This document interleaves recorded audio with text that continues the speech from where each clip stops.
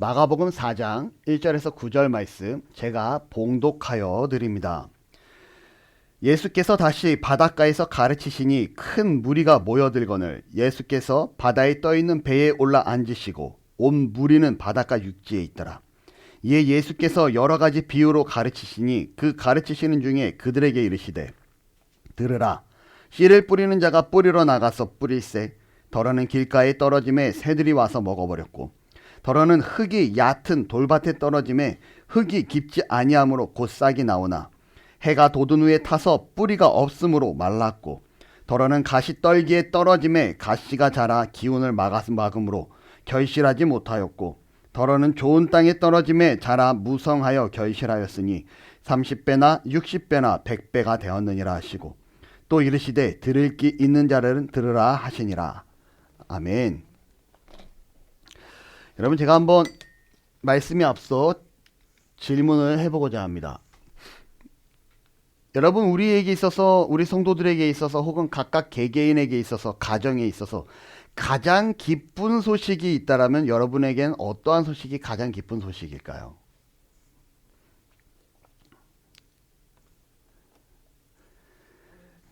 어렵습니까? 우리 김종희 집사님 같은 경우는 우리 효주가 서울대를 간다거나 성주가 서울대를 간다라면 아유, 내 손주가 이렇게 그냥 이런 게 기쁜 소식일 수도 있을 것 같고요.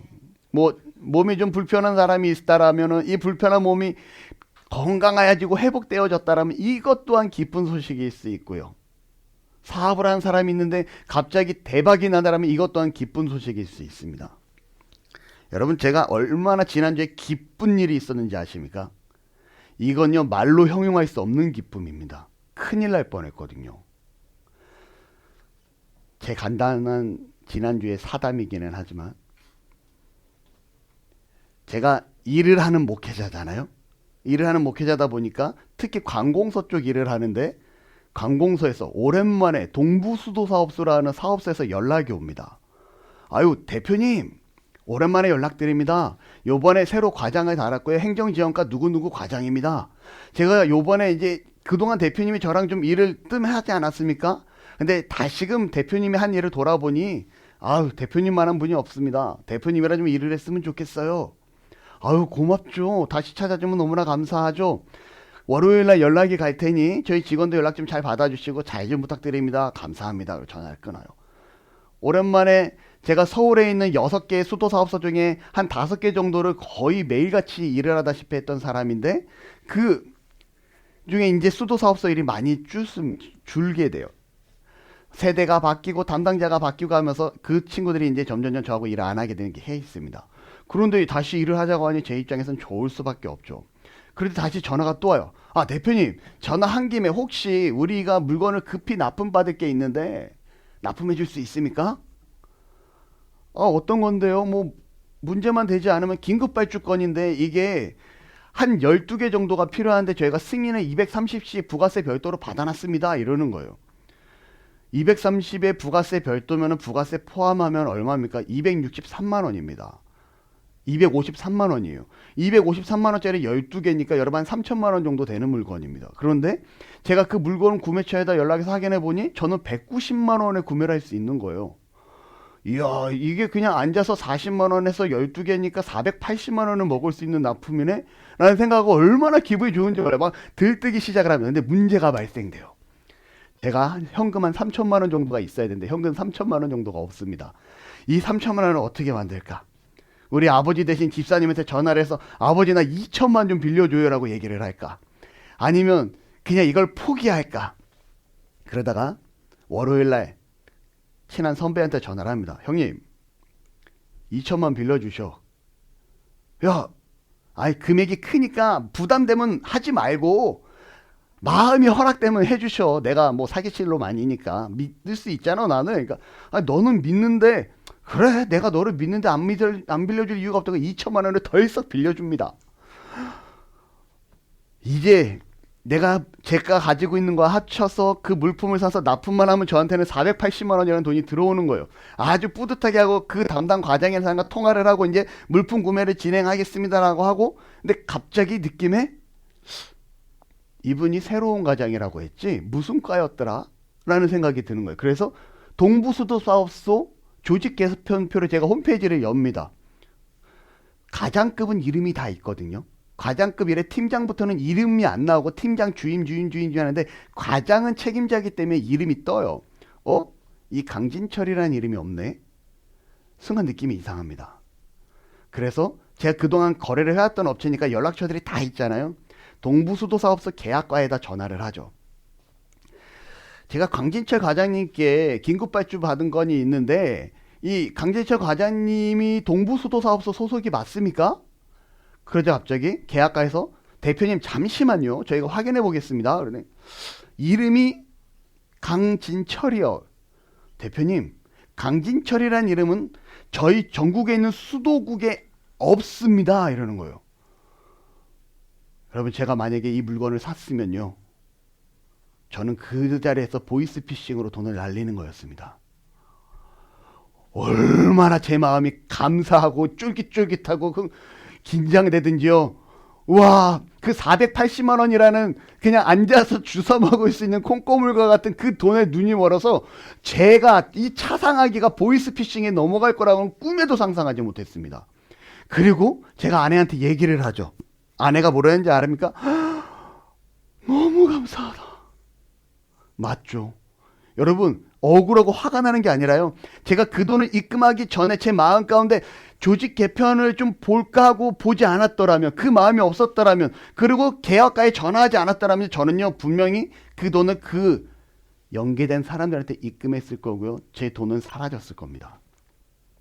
아내가 이런 말을 해요. 생각하면 할수록 얼마나 감사한지 여보 너무 감사하다라고 얘기를 해요. 제 친구한테 얘기를 하니까 이야 너 돈 많이 벌었다. 뭔 돈을 버는데 야 그 정도까지 갔으면은 진짜 날릴 돈 아니었냐? 근데 그거를 거기서 그렇게 벗어나냐? 야 하나님 은혜라고. 하나님 은혜가 있으니까 가능한 거라고. 여러분 얼마나 감사한지 몰라요. 지난주에 저에게 아주 복된 소식은요. 이 위기에서 벗어났다라는 게 아주 복된 소식이었습니다. 여러분들에게는 어떠한 소식이 복된 소식입니까? 여러분에게 어떠한 일들이 복된 일입니까? 우리가 과거에 코로나로 인해서 엄청나게 힘든 시기를 저와 여러분이 같이 지나게 됩니다. 그 당시 우리에게 있어서 가장 복된 소식은 뭐였는지 아십니까? 코로나 백신이 개발되었다는 게 그 당시 우리에게 가장 복된 소식이었고요. 코로나가 종식되었다는 그 소식이 우리에게 가장 복된 소식이었지 않을까 싶어요.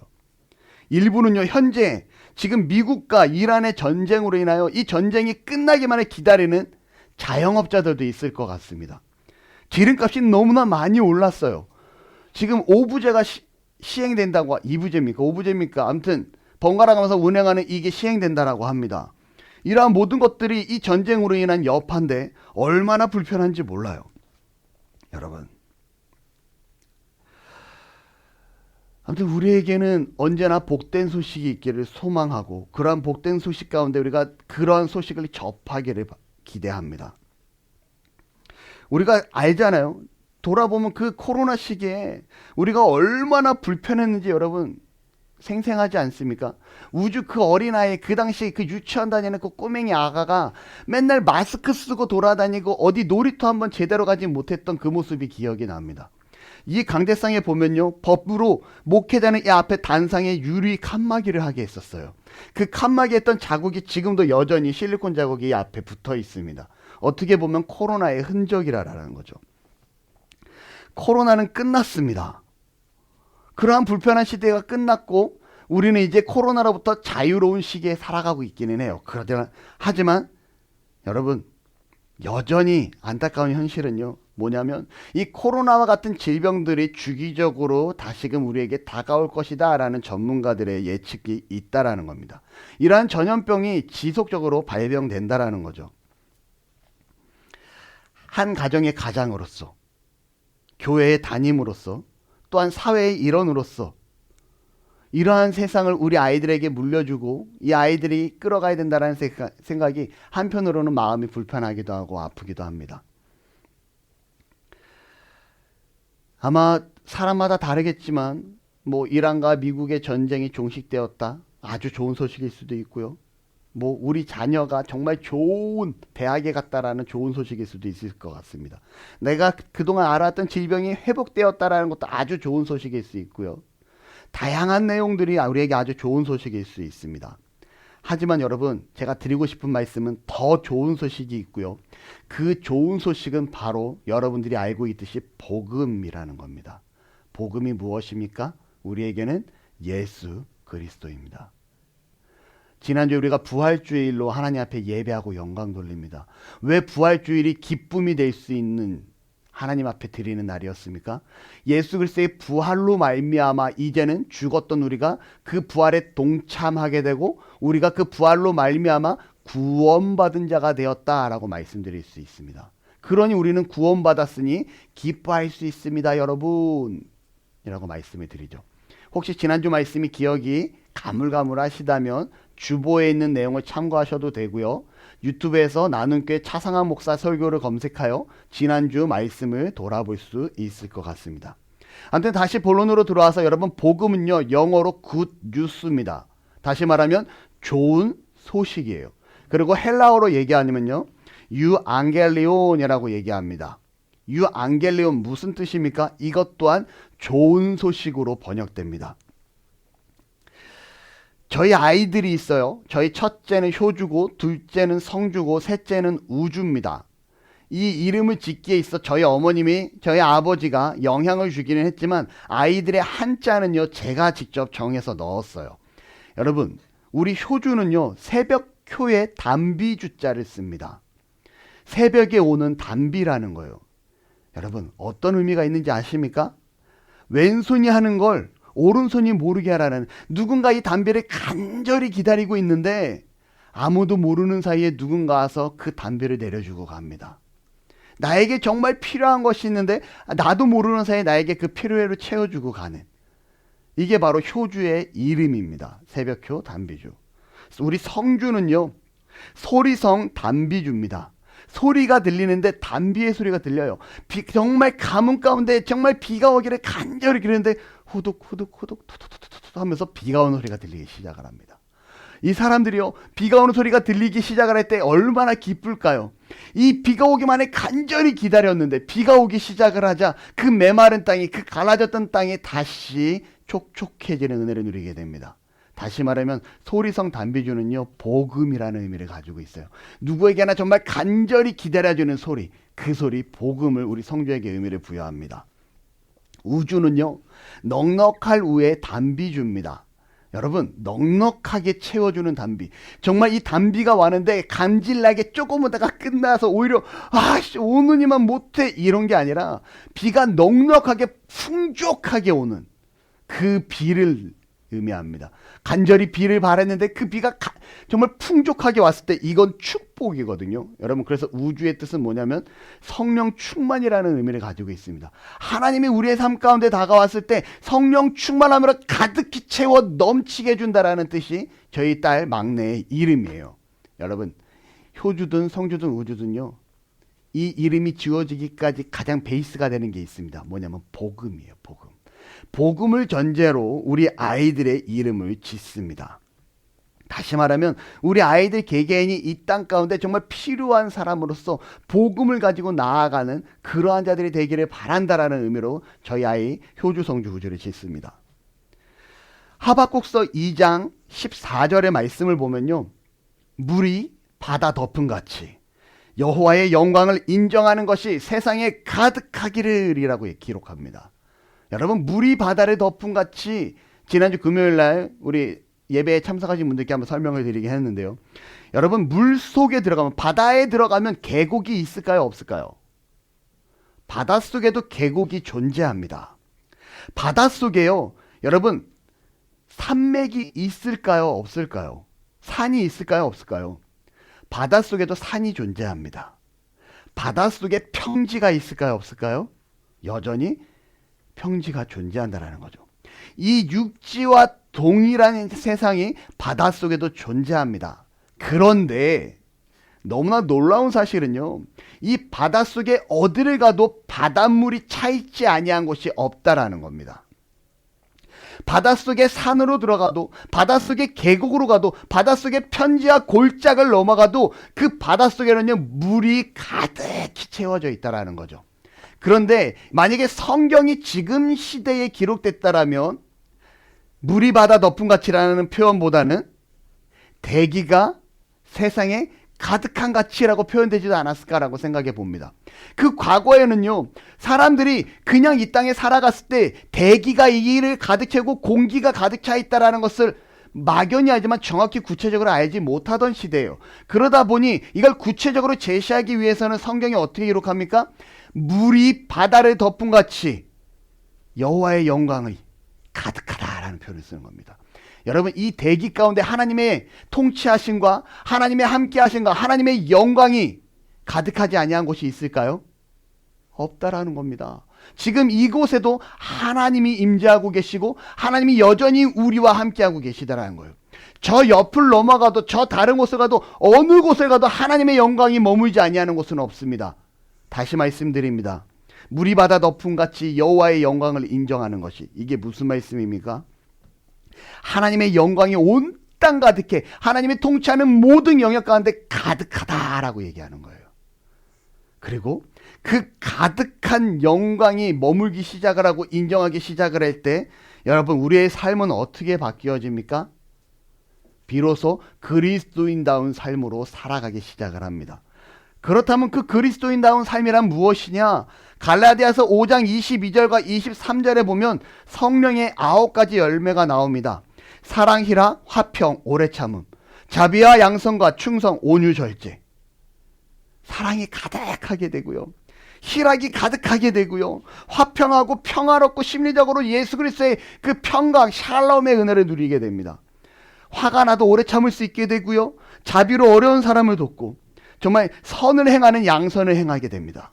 하나님의 말씀에 충성하고요. 온유한 마음으로 언제나 사람들 앞에 부드럽게 나아갈 수 있고 절제하지 않고 과하지 않은 절제하는 삶을 살아가게 됩니다. 이게 하나님의 영광을 인정하고 하나님의 말씀 가운데 살아가는 성도가 누리게 되는 복된 삶의 모습이라는 거예요. 여러분, 이러한 세상이 만들어진다면 너무나 아름답지 않겠습니까? 너무나 평화롭고 너무나 행복한 세상을 살지 않겠습니까?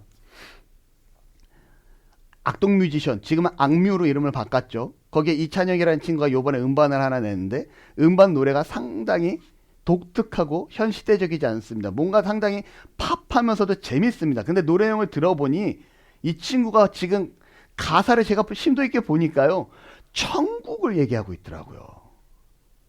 그 친구의 가사가 이 땅에서는 비록 힘들고 지치고 고통스럽지만 천국에 갔더니 내가 행복하다라는 것을 대중가요에서 이 친구가 노래하고 있더라고요.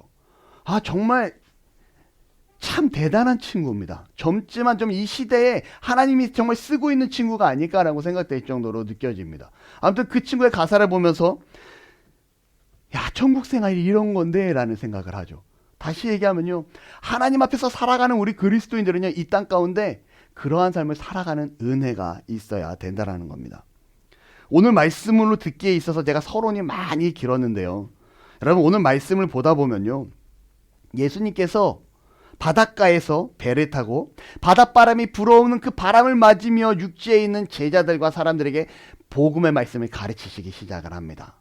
오늘날 이렇게 마이크도 있고 스피커도 좋으니까 제가 그냥 편하게 말해도 소리가 잘 전파됐지만 그 당시에는 그런 시스템이라는 게 없잖아요. 그래서 자연을 이용해서 복음을 전해요. 바닷바람으로 목소리가 자연스럽게 실려 나갈 수 있게끔 예수님께서 배에 앉으시고 그 안에서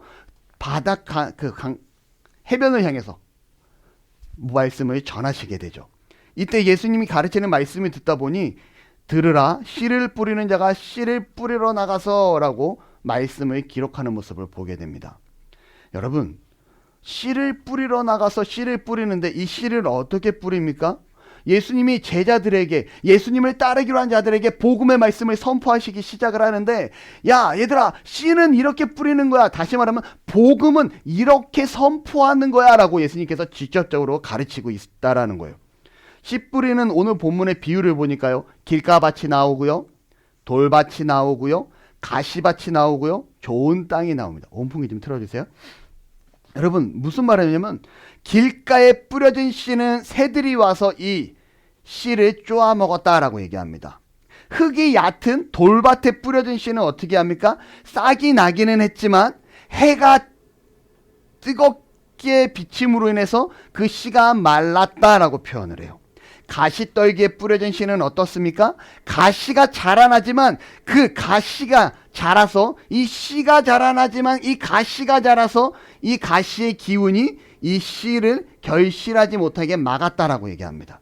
마지막에 좋은 땅에 떨어진 씨는 30배, 60배, 100배의 결실을 맺었다라고 예수님께서 말씀을 하시죠.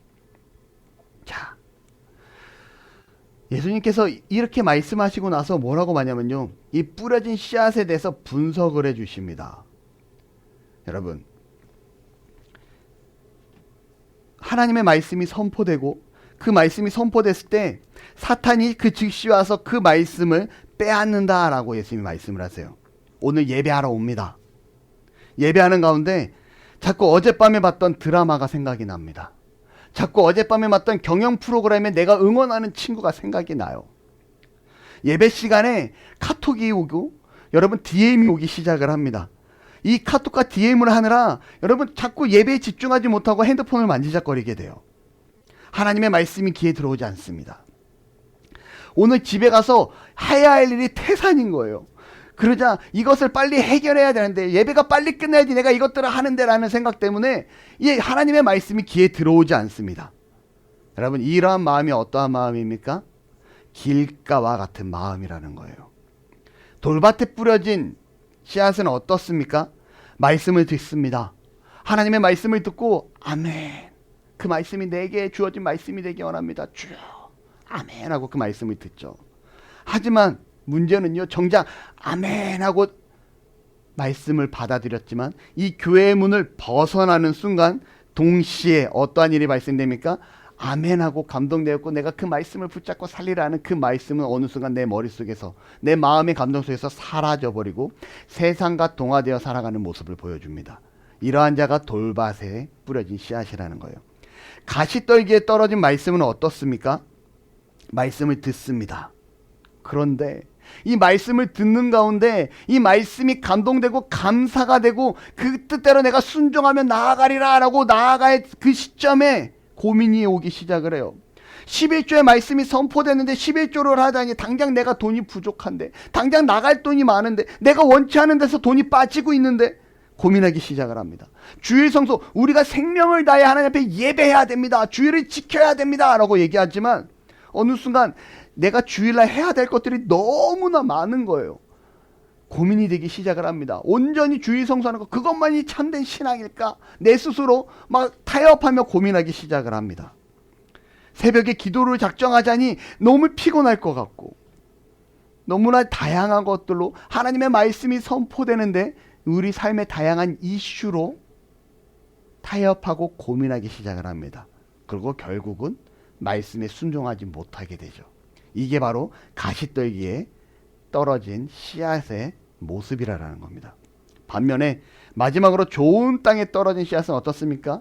그 말씀을 듣자 주여 내가 주의 말씀대로 살리라. 여러분, 죽으면 죽으리라 누굽니까? 그렇게 누가 얘기합니까? 에스더가 얘기하잖아요. 왕 앞에 나아갈 때 내가 죽으면 죽으리라, 하나님의 백성으로서 하나님의 백성을 살리는 내 생명 하나 내어놓겠습니다 하고 나아가는. 여러분, 좋은 땅은 이런 땅이에요. 말씀이 선포되어지고 말씀에 감동이 있을 때 내가 그러한 자세로 나아가겠다라고. 그럴 때 성경은 기록합니다. 30배, 60배, 100배의 결실을 맺는다라고 얘기합니다. 여러분, 좀 재밌는 거 뭐 하나 보이지 않습니까? 30배, 60배, 100배. 오늘 말씀은요 30배부터 시작합니다. 다시 말하면 우리가 충성하고 충성하면 할수록 하나님께서 더 점점 많은 것으로 주시겠다라고 약속하는 거고요. 또 성경에 보면 하나님께서 100배, 60배, 30배의 결실을 주실 것이다, 은혜를 베푸실 것이다, 이런 말씀들이 있어요. 왜 100부터 시작하냐고요. 하나님으로부터 내려지는 것은 어떻습니까? 가장 좋은 것에서부터 시작합니다. 여러분, 포도주 사건을 기억하시죠? 예수님이 가장 처음에 이루신 기적이 포도주입니다. 연회장에 가가지고, 결혼시장에 가서 연회장에 포도주가 없다 하니 마리아가 예수님께 말합니다. 포도주가 없습니다. 여자여 나랑 무슨 상관이 있나이까? 그러자 마리아가 종들을 불러서 주께서 시키는 대로 해라. 그래서 예수님이 말하잖아요. 항아리 가져다가 항아리에 물을 가득 부고 연회장에다 갖다 주라. 여러분, 물을 가득 부어서 연회장에다 갖다 줬는데 놀라운 일이 벌어집니다. 연회장이 뭐라 합니까? 여지껏 가장 좋은 포도주를 두었도다 라고 얘기합니다.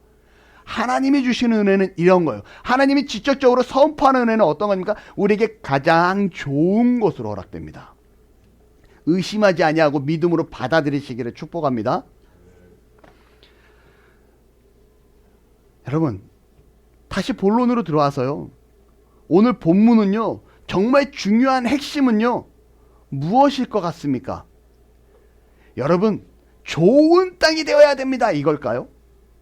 가시밭은 안 됩니다. 뭐 거기에서도 다 은혜가 있습니다. 돌밭, 가시밭, 뭐 길가밭, 이 말씀을 통해서 우리가 은혜가 주어지기는 합니다. 하지만 오늘 본문이 예수 그리스도께서 우리에게 가르쳐 주실 때 정확하게 제시한 내용은 무엇이냐면, 씨 뿌리는 자가 씨를 뿌리러 나갈세. 씨 뿌리는 자가 핵심이라는 거예요. 여러분, 씨 뿌리는 자는 어떠한 자입니까? 다시 말하면요, 씨 뿌리는 자는 복음을 선포하는 자입니다. 예수님으로부터 복음의 말씀을 듣고 있는 그 바닷가 앞에서, 그 강변에서 그들이 앉아서 복음을 듣고 있는 그들에게 너희가 앞으로 복음을 전하러 나갈 때면 분명히 너희 앞엔 길가밭과 같은 사람, 가시밭과 같은 사람, 돌밭과 같은 사람, 좋은 땅과 같은 사람을 만날 것이다. 하지만 그렇게 만남에도 불구하고 너희가 좋은 땅만 찾아서 뿌리는 것이 아니라 어느 땅이든지 어떠한 데든지 복음을 뿌려라 라고 예수님께서 말씀하고 계신 거예요. 다시 말하면 오늘 가르침의 예수님의 핵심은요, 좋은 땅을 찾아 헤매라가 아닙니다. 어느 누가 되든지 복음을 전해라가 예수님의 가르침의 핵심이라는 거예요. 여러분들은 밖에 나가서 복음을 전하다 보면, 우리 주변에 사람을 만나다 보면, 아, 이 사람은 좋은 땅이야. 아, 이 사람은 돌밭 같은데. 이 사람은 길가 아니야? 이 사람 가시밭이네. 판단할 수 있습니까? 사람의 입장으로 우리의 입장에서는 판단할 수 없다라는 거예요. 누가 좋은 땅인지 나쁜 땅인지 우리는 알 길이 없습니다. 이걸 다시금 표현해 볼까요? 아, 저 친구는 절에 다니니까 좀 복음 전하기가 껄끄러운데, 저 친구는 전에 교회를 다녔었던 것 같은데 지금은 잘 모르겠어. 막상 우리 교회 오라니까 좀 애매하기도 하고, 지금은 관계가 더 좋고 하니까 복음을 전하기가 쉬운데 또 얘랑 관계가 틀어지면 어떡해? 저 사람은 내가 잘 모르는 사람인데 꼭 해야 될까? 저 사람은 너무 지저분해 보이는데, 저 사람은 너무 누추해 보이는데, 저 사람은 너무 높은 위치에 있는 사람 같은데. 여러분, 우리가 구분해야 될 이유가 있을까요? 복음을 선포하는 데 있어서 예수님의 가르침을 들은 우리라고 하면 우리가 판단해야 할 이유가 있을까요? 여러분, 우리가 생각하고 판단하기 시작하면 끝이 없습니다. 이러한 것은요, 핑계예요. 핑계.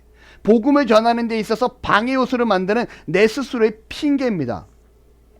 핑계가 없는 무덤은 없다라고 누군가 얘기하더라고요. 제가요, 교통사고로 죽었는데 진짜 억울하거든요. 제가요, 질병으로 죽었는데요, 정말 건강관리 잘했거든요. 저는 자다가 죽었어요. 제가 죽은 줄도 몰랐거든요. 여러분, 이처럼 핑계가 없는 무덤은 없다라고 합니다. 그것처럼 우리의 삶에 핑계를 만들고자 하면 엄청나게 많은 핑계들을 만들 수 있어요. 우리가 복음을 전하는 데 있어서 온갖 잡다한 모든 핑계들을 갖다 붙일 수 있습니다. 하지만 여러분, 중요한 건 예수님께서 말씀하십니다. 뭐라고 말씀하십니까? 씨를 뿌리러 나갈세. 씨를 뿌리면 좋은 밭이든 길가든 돌밭이든 가시밭이든 뿌려라 라고 말씀하시는 거예요. 이게 우리의 사명이고 우리의 목적이 되어야 됩니다. 예수님은요, 어떠한 사람이든지 간에 복음을 전해라 라고 말씀하세요. 다시 말하면 어떠한 상황이든지 간에 복음을 전해라 라고 말합니다. 제가 어저께 잠깐 친구들 모임이 있어서 모임에 갔고, 그곳에서 한 친구에게 또 얘기를, 그러니까 어떡할 거냐고. 하나님 은혜잖아. 그러니까 교회 와야지. 신앙생활에 제가 또 밥을 막 맛있게 먹다가 툭 던지면 될까. 그게 여기서 또 나와? 그게 여기서 시작돼? 이렇게 얘기를 합니다. 여러분, 좀 목사잖아요. 제가 복음을 전해야죠. 어떠한 상황이든지 간에 복음을 전해야 됩니다. 제 주변에 있는 사람들은요, 제가 시시로 전하는 그 복음 때문에, 아, 사장님 또 시작됐어. 차 사장 또 시작됐어. 막 이럽니다. 저희 거래처 사장도, 아, 내 요번에 진짜 좋은 일이 있었어 라고 얘기해요. 아, 좋은 일 있어서 사장님 교회 나와. 언제부터 올 거야? 아, 또 그게 왜 글로 빠져? 글로 빠지는 게 아니라 난 당연히 복음을 전하고 내 사장님 전도해야지. 여러분, 이게 씨 뿌리는 자의 모습이라는 거예요. 어느 상황이든 어느 환경이든 씨를 뿌립니다. 지난주도 오고 지난주도 오고 요 앞에 자꾸 우리 문을 두들기고 돈을 달라는 분이 계시더라고요. 근데 여러분, 저는 돈을 주지는 않아요. 그래서 제가 그분께 말씀드립니다. 제가 돈을 드리지는 않습니다. 함께 오셔서 원하시면 식사를 제공해 드릴 테니까 같이 식사를 하시고요. 원하시면 우리가 함께 예배하셔도 좋습니다라고 제가 오히려 복음을 전해요. 차라리 선생님 다음 주에는요 11시에 오세요. 11시에 오시면 우리가 함께 예배하고 식사도 나누고 교제도 할 수 있습니다 라는 말을 합니다. 그러자 이분이 그 복음의 말씀 앞에 핑계를 대기 시작해요. 제가요 몸도 불편하고요, 옛날엔 교회를 다녔는데 지금은 안 다니고 있고, 우리 뭐 아는 사람이 교회를 다니는데. 아, 그렇습니까? 교회를 더 나오기 좋은 환경이시네요. 오실 수 있으면 오세요라고 얘기를 하고, 이분에게 지난주에가 부활주일이었기에 부활주일 떡과 계란을 줍니다. 그걸 드리니까 아이고 감사합니다 목사님 하고 가시죠. 여러분, 어떠한 상황이든 간에 어떤 환경이든지 간에 우리는 복음을 전하는 자가 되어야 돼요. 씨를 뿌리는 자가 되어야 됩니다. 김종희 집사님이 열심히 지금 여기 강북구 시립합창단의 소프라노죠. 소프라노의 일원으로서 열심히 노래를 해요. 그곳에서 모범이 되고 그곳에서 나눔교회 성도로서 집사로서 복음을 전하는 자가 되셔야 된다고요. 장수영 집사님 회사에서 높은 위치에 있습니다. 그 지위를 가지고 내가 복음을 전해도 될까? 내가 말하면 이게 아이들한테 월권이 되지 않을까? 아니요. 복음을 전하셔야죠. 그게 우리의 사명이라고요. 효주가 학교에서 친구들 사이에 인기가 좋아요. 내 인기를 가지고 복음을 전하는 겁니다. 여러분, 이게 우리가 성도된 사명이라는 거예요. 사도 바울은 어떻게 복음을 전합니까? 감옥에 갇힌 그가요, 감옥에 갇힌 상태에서도 복음을 전합니다. 대단하지 않습니까? 우리가 알고 있는 서신서들이 다 뭐예요? 사도 바울이 감옥에서 쓴 편지라고요. 빌립은요, 기도하는 가운데 성령의 감동으로 에디오피아 내시를 만나라는 음성을 듣고 그 내시를 만나 그에게 복음을 전합니다. 여러분, 요나는요 어떻습니까? 니느웨 사람들, 정말 요나가 너무나 싫어했던 그 니느웨 사람들을 향해서 하나님께서 뭐라고요? 그들에게 복음을 선포해라라고 얘기하잖아요. 요나가 발버둥 칩니다. 그걸 싫어서 다시스로 도망갔다가 물고기 뱃속에 3일 동안 갇혀있다가 토해져 나오니 니느웨에 나와 있어요. 그래도 그곳에서 복음을 전하자 놀라운 일이 발생됩니다. 그 회개할 것 같지 않고 정말 타락하고 저렇게 못된 민족이라 생각했던 니느웨 사람들이요, 한순간 복음 앞에 변화되고 하나님 앞에 엎드리는 장면이 연출되기 시작을 해요. 여러분, 복음은요 내가 판단할 문제가 아닙니다. 내 상황을 따질 문제가 아닙니다. 어떤 상황과 환경 가운데 전하는 것, 그것이 우리의 사명이라고요. 누가복음 14장 23절에 사람을 강권하여 데려다가 내 집을 채우라 라고 성경은 기록합니다. 예수님이 뭐라고 말해요? 강하게 권하여 내 집을 채워라 라고 예수님이 말씀하시는 거예요. 여러분, 그만큼 우리에겐 복음이 있습니다. 이 복음을 부끄러워하지 아니하는 자가 되기를 원합니다. 복음을 부끄러워하면 안 돼요. 왜요? 이 복음은요 그 자체가 예수 그리스도거든요. 복음을 부끄러워한다는 건 예수 그리스도를 부끄러워하는 거고, 내가 그리스도인의 내 모습을 부끄러워한다라는 논리가 진행됩니다. 여러분 자신이 그리스도인 된 것이 부끄럽습니까? 그게 아니라면 하나님 앞에 나아가 세상 가운데 나아가 복음을 전하는, 이 복된 소식을 전하는 저와 여러분들이 되시기를 바랍니다. 교회에서 조금이나마 도움이 되고자 전도 티슈를 준비합니다. 여러분, 예수님 믿으세요? 구원 받으세요? 뭐 친구들한테 어려우면요 그냥 교회 티슈 들고 가세요. 그리고 나눠주세요. 야, 우리 교회야, 와. 아니면 다른 교회 가도 돼. 여기에 말씀 있으니까 말씀 한 번이라도 읽어봐 라고 해주면 좋을 것 같아요. 여러분, 그게 복음의 전도가 됩니다. 우리의 성도로서의 사명 감당이 됩니다. 여러분, 복음을 전하기에 힘써 나아갈 수 있는 정말 씨 뿌린 자의 태도로 가지고 구분하고 판단하지 아니하고 타협지 아니하며 하나님 앞에 충성 봉사할 수 있는 저와 여러분들이 되시기를 축원합니다. 기도하겠습니다. 하나님 감사합니다. 우리를 사랑하시고 주 앞에 나와 말씀을 듣게 하신 그 은혜와 사랑 감사드립니다. 우리에게 선포되어진 이 말씀이 하나님 앞에 기쁨이 되게 하시고, 우리에게 선포되어진 이 말씀이 하나님 앞에 나와 충성하며 봉사하는 은혜가 있게 하여 주옵소서. 우리가 복음을 전하는 자가 되기를 원합니다. 복음을 외치는 자가 되기를 원합니다. 주께서 도우시고 함께 하여 주옵소서. 예수님 이름으로 기도합니다.